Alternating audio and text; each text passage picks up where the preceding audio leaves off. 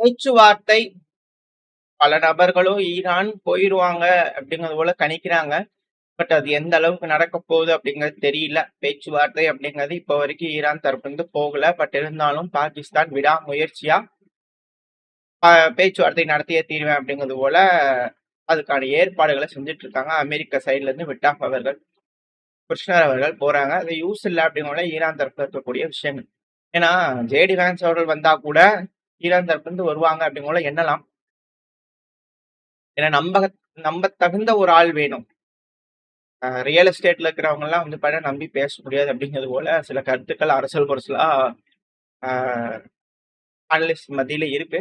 So wait பண்ணி பார்ப்போம். ஆனா இதுல இருக்கக்கூடிய பெரிய விஷயம் என்னன்னா, ஈரான் ஏன் அடமெண்டா இருக்காங்க? அணு ஆயுதம் ஏன் ஈரான் கிட்ட வேணும்? எல்லாரும் வந்து பாத்தீங்கன்னா ஏன் உனக்கு அப்படிங்கிறது போல கேள்வியை ஈரானை நோக்கி கேட்க ஆரம்பிச்சிருக்காங்க. இந்த பிரச்சனையில என்னெல்லாம் நடக்குது அப்படிங்கிறத மறந்துடுறாங்க. மறந்தி தேசிய வியாதி எல்லாம் இல்ல, மறதி உலகத்துக்கே வியாதி அப்படிங்கிறது போல விஷயங்கள். ஸோ பல அனலிஸ்டுகளோட கருத்துக்கள். ஏன் ஈரான் அடமெண்டா இருக்காங்க? இந்த யுரேனியம் என்ரிச் பண்ணக்கூடிய யுரேனியமை நாங்க எங்க கிட்டயே வச்சுக்குவோம் அப்படிங்கிறது போல ஏன் அடமெண்டா இருக்காங்க? ஏன் அணு ஆயுதம் அப்படிங்கிறது போல விஷயங்கள் அடிபட்டுக்கிட்டே இருக்கு அப்படிங்கிறது போல இருக்கு இல்லையா?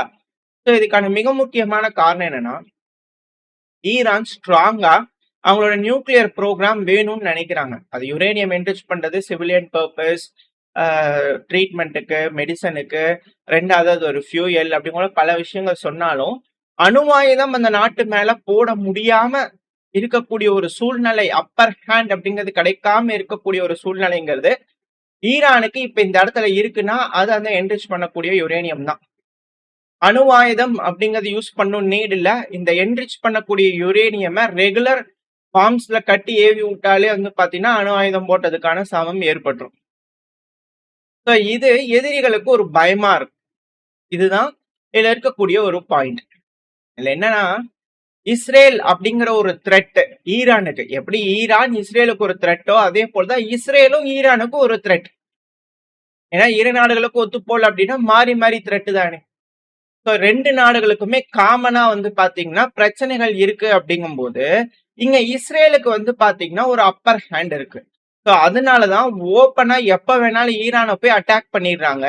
அங்க இருக்கக்கூடிய மிக முக்கியமான நபர்களை எலிமினேட் பண்ணிடுறாங்க. நிம்மதியான ஒரு லைஃப் ஈரானுக்கு இருக்கான்னு கேட்டீங்கன்னா இல்ல. இதுதான் யதார்த்தமான உண்மை. இதை எவ்வளவு பேர் மறுத்தாலும் சுலைமானி அவர்களை எலிமினேட் பண்ணதுல இருந்து இப்ப வரைக்கும் ஈரான்ல முஜ்தபா கமேனி அவர்களோட உயிர் வரைக்கும் த்ரெட் அப்படிங்கிற வரைக்கும் இருக்கக்கூடிய யதார்த்தமான உண்மை. இதுதான் உண்மை. இதுக்கு முன்னாடி அயத்துல்லா கமேனி அவர்களை கொலை பண்ணது கூட வந்து பாத்தீங்கன்னா இப்படிதான். எதுவுமே பண்ணல, ஈரான் இருந்தாங்க, இவங்க பாட்டுக்கு வந்தாங்க, சுத்தி வர மிலிட்டரி பில்டப் பண்ணாங்க, அடிச்சாங்க, கொண்டுட்டாங்க தலைவரை. இது ஈரான்ல தொடர்ந்து நடந்துகிட்டே தான் இருக்கும்.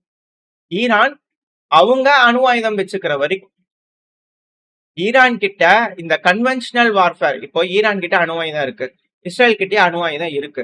ஸோ இப்ப இரு நாடுகளும் அணு ஆயுதத்தை போட்டுக்க மாட்டாங்க அப்படிங்கும் போது கன்வென்ஷனல் வார்ஃபேர் அதுல என்ன ரிசல்ட்டோ அதை எடுத்துக்குவாங்க. இந்த அப்பர் ஹேண்ட் அப்படிங்கிறது வந்து பாத்தீங்கன்னா இஸ்ரேலுக்கு இருக்காது.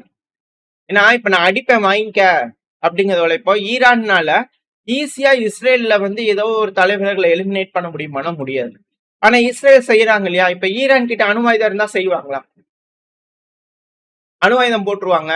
ஸோ அதனால அப்படி செய்யக்கூடாது அப்படிங்கிறது போல இருப்பாங்க இல்லையா? ஸோ சண்டைனா வா அடிச்சு பாத்துக்கலாம் காமனா அப்படிங்கிறது போல ஒரு நியாயமான ஒரு ஈக்குவாலிட்டி அப்படிங்கிறது வந்து பண்ண ஈரானுக்கு கிடைக்கும். ஈக்குவாலிட்டி கூட நியாயமா வந்து பாத்தீங்கன்னா ஈரானுக்கு வேணும்னா அதுக்கு அணு ஆயுதம் தேவை. இருக்கக்கூடிய விஷயங்கள். ஏன்னா ஈரானோட எல்லா ரெட் லைன்ஸும் இஸ்ரேல்னால கிராஸ் பண்ண முடியும். ஆனா இஸ்ரேலோட ரெட் லைன்ஸை ஈரானால கிராஸ் பண்ண முடியுமா? முடியவே முடியாது. அதுக்கான காரணம் நியூக்ளியர் டாக்டரின். அது எப்போ ஒரு நாட்டுக்கு கிடைக்குதோ அப்பதான் நியாயமான விஷயங்கள் கூட அந்த நாட்டுக்கு கிடைக்கும். நல்ல வேலை அப்துல் கலாம் ஐயா அவர்கள் இந்தியாவில பிறந்தார். நான் ஆல்ரெடி சொல்லியிருக்கேன். பட் இருந்தாலும் திரும்பி சொல்லக்கூடிய கட்டாயத்தில் இருக்கிறாரு. நல்ல வேலை அவரு இந்தியாவில பிறந்தாரு, நம்மளுக்கு நல்லது செஞ்சாரு.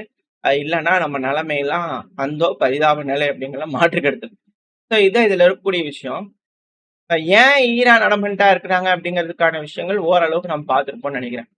இது இப்படி இருக்கக்கூடிய சமயத்துல என்ரிச் பண்ண யுரேனியம் கூட அப்படிங்கிறதோட அமெரிக்கா கேட்டா ஈரான் தருவாங்களா?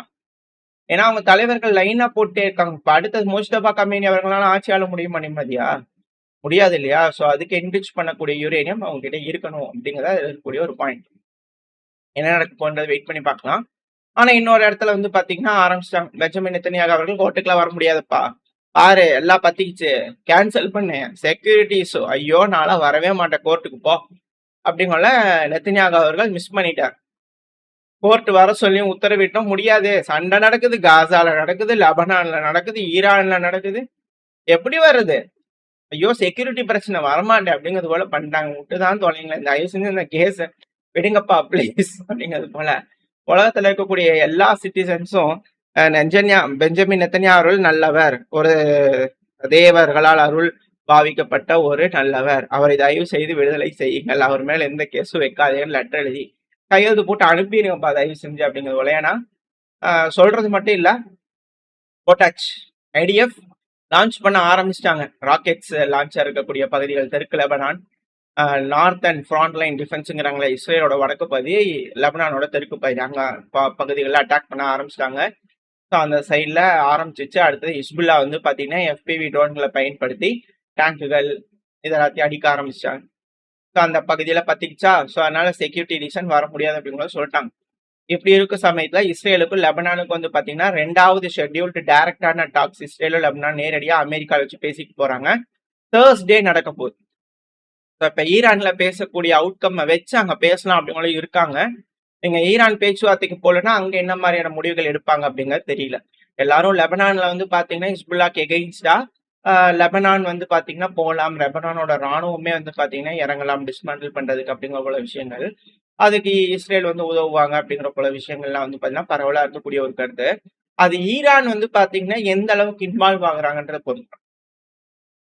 இதுல ஈரானுக்கு வந்து பாத்தீங்கன்னா இஸ்ரேல்ல தான் ரெட் லைன்ஸ் இல்லையே தவிர லெபனான்ல எல்லாம் வந்து ரெட் லைன்ஸ் இருக்கே தவிர லெபனான்ல எல்லாம் வந்து பாத்தீங்கன்னா ரெட் லைன்ஸ் இல்ல. அதனால எந்த நேரமும் யார வேணாலும் எப்பேற்பட்ட தாக்குதல் வேணாலும் ஈரான்னால லெபனானுக்குள்ள பண்ண முடியும் ஹிஸ்புல்லாக்கு ஆதரவா. அது ஒரு சிக்கல் தான். எல்லாத்தோட போக்கஸும் இப்ப இருக்கிறது வந்து பாத்தீங்கன்னா ஈரான் அமெரிக்கா இந்த பேச்சுவார்த்தை. அந்த பேச்சுவார்த்தையோட ரிசல்ட்ஸ் என்ன வருது அப்படிங்கறத அடுத்த பேர்ல பார்க்க ஆரம்பிக்கலாம். செய்திகள் வந்துச்சுன்னா மிக முக்கியமான ஒரு பேச்சுவார்த்தை. அமைதியா பேசி தீர்த்துக்கிட்டாங்கன்னா பிரச்சனை இல்லை. அப்படி இல்லை மிக பெரும் அளவுல சிக்கல்கள் இருக்கும் அப்படிங்கிற மாற்றுக்கட்டுல வரக்கூடிய நாள் ரொம்ப ரொம்ப முக்கியமான ஒரு நாள். என்ன மாதிரியான முடிவுகள் ஈரான் அப்புறம் அமெரிக்கா எடுக்க போறாங்கன்றதை வெயிட் பண்ணி பார்க்கலாம். ஓரளவுக்கான தகவல்கள் இந்த பையில பார்த்துருப்போம்னு நினைக்கிறேன். இதோட இந்த பையன் நான் முடிச்சுக்கலாம். இந்த பதிவு எப்படின்னு உங்களுக்கு பிடிச்சிருக்கா? பிடிச்சுனா லைக் பண்ணி உங்க ஃப்ரெண்ட்ஸ் ஷேர் பண்ணிக்கோங்க. அது கூட மறக்காம நம்ம சேனலை சப்ஸ்கிரைப் பண்ணலாம். மறக்காம சப்ஸ்கிரைப் பண்ணிக்கோங்க. அப்படிதான் நம்ம போடக்கூடிய வீடியோக்களை வச்சு யூடியூப் 4 பேருக்கு ப்ரொமோட் பண்ணும். உங்களோட அன்பாதரவும் எனக்கு எப்ப இருக்கும்னு நம்பிக்கையில அடுத்த பயணம் சந்திக்கிறேன். அது வரைக்கும் ஸ்டே சேஃப். பை.